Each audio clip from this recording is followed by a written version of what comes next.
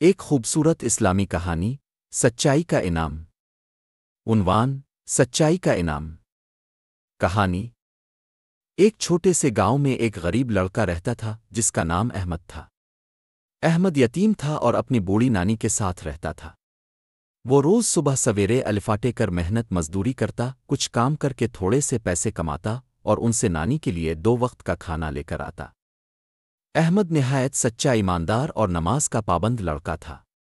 وہ اکثر مسجد میں مولوی صاحب سے دین کی باتیں سیکھتا۔ مولوی صاحب اسے ہمیشہ کہتے، بیٹا، سچائی اور ایمانداری ایک مسلمان کی سب سے بڑی طاقت ہوتی ہے۔ ایک دن احمد کو راستے میں جاتے ہوئے ایک تھیلی ملی جس میں کافی سارا سونا تھا۔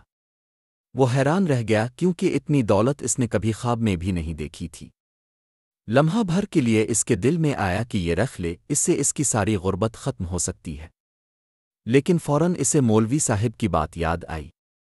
احمد وہ تھیلی لے کر گاؤں کے چودھری کے پاس گیا اور کہا، چودھری صاحب، یہ تھیلی مجھے راستے میں ملی ہے، شاید کسی کی گم ہو گئی ہو، اب سب کو بتا دیجیے تاکہ اصل مالک کو واپس مل جائے۔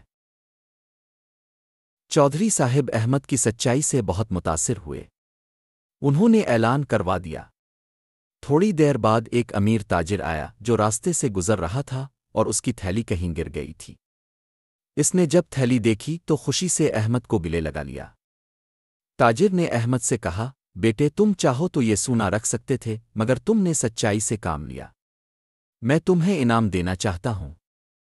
تاجر نے احمد کی نانی کے علاج کا بندوبست کیا، اسے پڑھنے کے لیے شہر کے ایک بڑے مدرسے میں داخل کروا دیا اور کچھ پیسے بھی دیے۔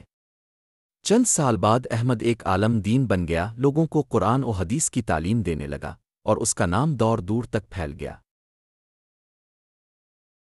سبق: یہ کہانی ہمیں سکھاتی ہے کہ سچائی کبھی رائے گا نہیں جاتی۔ چاہے حالات جیسے بھی ہوں، اگر انسان ایمان، صبر اور سچائی پر قائم رہے تو اللہ تعالیٰ ضرور انعام دیتا ہے۔ یہ دعا حضرت موسیٰ علیہ السلام کی زبانی ہے، مگر دراصل ہر اس دل کی پکار ہے جو مشکل راستے پر کھڑا ہو۔ جب کوئی انسان ذمہ داری کے بوجھ، خوف یا گھبراہٹ محسوس کرتا ہے تو یہی دعا اس کے لیے سکون اور حوصلے کا سہارا بنتی ہے۔ یہ دعا ہمیں یہ یقین دلاتی ہے کہ اصل قوت، اصل آسانی اور اصل کامیابی صرف اللہ کے ہاتھ میں ہے۔ جو دل اپنے رب کے سامنے جھک جاتا ہے، اس کے لیے زندگی کی سب سے کٹھن راہیں بھی سہل ہو جاتی ہیں۔